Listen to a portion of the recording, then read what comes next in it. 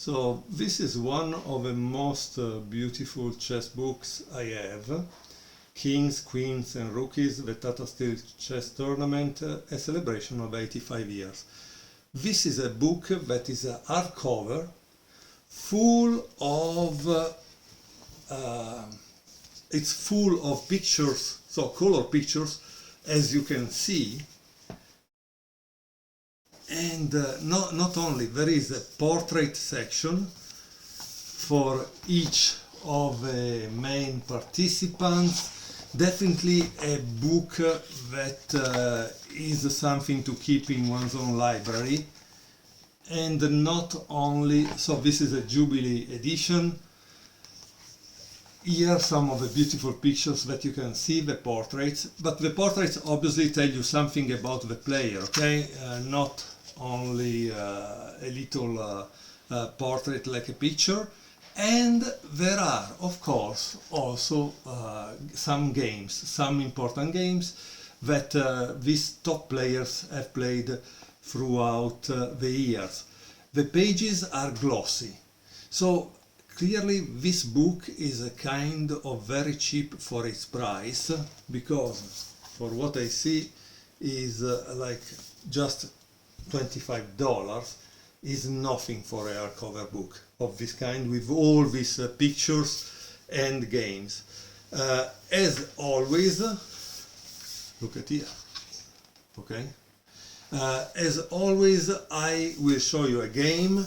In this case is a game played by Magnus Carlsen in 2004 against Sipke Ernest. Okay, let me put the board back into the position. Okay, so this game was played by Magnus Carlsen against Sipke Ernst, notes by Magnus Carlsen. And here it is. Having read about this great tournament since 1999, I've always dreamed about coming to Wijk and watch the big guys in action. In that time, Magnus Carlsen wasn't a big guy. Therefore, I was very happy when the organizers found a place for me in the C group. In the C group this year. We are 2004. This is really funny. E4, C6. Magnus Carlsen is white. A surprise on the fourth move, I had prepared for the open Ruy Lopez. D4, D5. So imagine, this is 2004, we are in 2024. Magnus Carlsen is 20 years that he is preparing for each opponent he has. So imagine the memory at this point. Knight c3, d takes e4, knight takes e4, bishop f5, knight g3, bishop g6, h4, h6, knight f3, knight d7, h5, bishop h7, bishop d3, bishop takes d3, queen takes d3, e6, bishop f4, knight g f6, castle, bishop e7, and knight e4. And here there is a diagram, okay? Probably Magnus put a diagram here because he says that he was expecting this move, knight takes e4. Instead, his opponent played queen a5.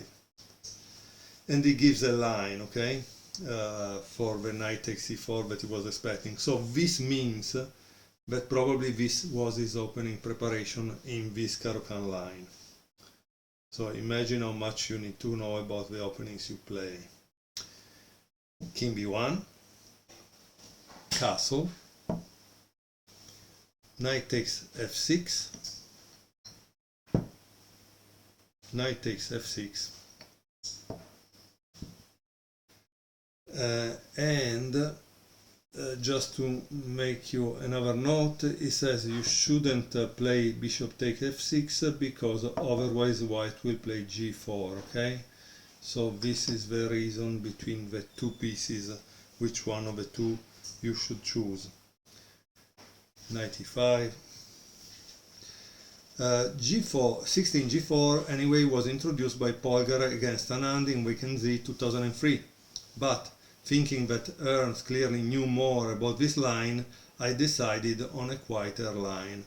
So as you can see, we are at move 16 and Magnus has the memory to remember the first 16 moves. Also, if he prepare against E5 and not C6, that's kind of interesting, right? Rook a d8 and Queen a2. Oh wow, this was the last move that I knew, but I had already spent 45 minutes on what line to choose. Oh, this is a beautiful thing that we are witnessing in this book, because Magnus Carlsen is telling us that, yeah, he spent 45 minutes, but he remembered the moves. He was trying to choose which line to play to outplay his opponent, but not because he didn't know the theory. And generally, when we see the games, sometimes we don't have this kind of notes that are important in order to understand why and what happened. Black continued with c5, which is a dubious move. Queen b6 was better and recommended by annotators, it seems. And there is a line that he gives here, okay? And now try to think, what would you play if you were white? Because this is kind of interesting move. I believe there are some thematic moves in every opening that you need to know. However, please pause the video and try to find the move for white, next move for white. White played knight g6. And here it seems that black played f takes g6, but probably was better to play this also if he didn't save black, okay? But rook f e8 was better. Queen takes e6, king h8, h take g6. Now we start to see the problem, okay? Black is in fact defenseless here. Knight g8 is trying to stop, but it's hard. Bishop take h6, g take h6. And here there is another diagram, which means, once more, pause the video, try to find the move for white, okay? White played rook takes h6, the real point. Knight takes h6, queen takes e7, and knight f7, obviously. But also at this point, you need to find what to play.